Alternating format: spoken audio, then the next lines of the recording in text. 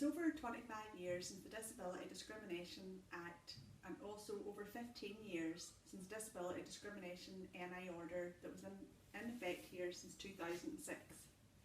As Diversity Champion, I would like to take a few moments just to review what has happened since this legislation was enacted and also to look ahead at what more that we can do within the Council.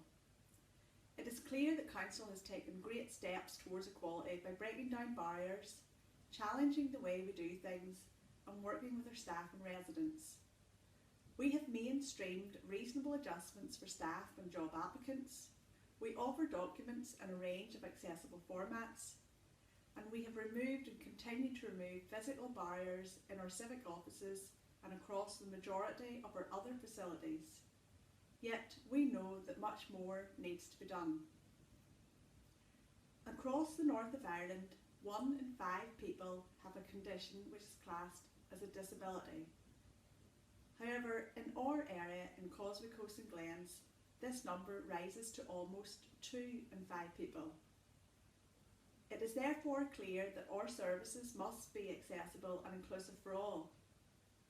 In the early years of the legislation, we concentrated on inclusiveness for individuals with physical disabilities.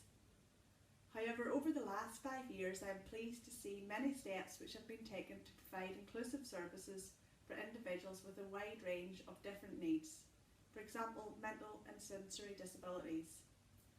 Areas of best practice in our Council are the Disability Hub at the Joey Dunlop Leisure Centre in Ballymoney.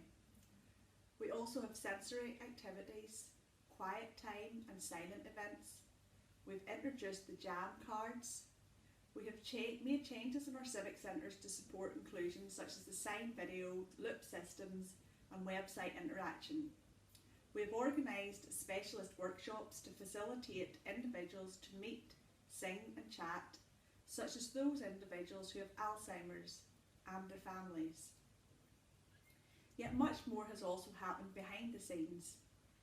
I was especially pleased to see events, activities and practices in our services which brought people of all abilities together, as the breaking down of social attitudes is essential.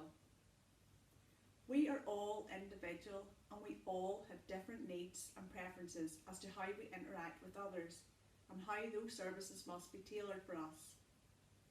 In fact, the pandemic situation in which we currently find ourselves, there have been new barriers raised for certain groups. As we keep safe through the wearing of masks, we have closed down the communication with members of the deaf community. As we queue in the shops, we expect others to be able to stand in place, don't touch anything and to keep their distance. However, this is often quite impossible for individuals with autism. To keep safe, individuals have also had to self-isolate.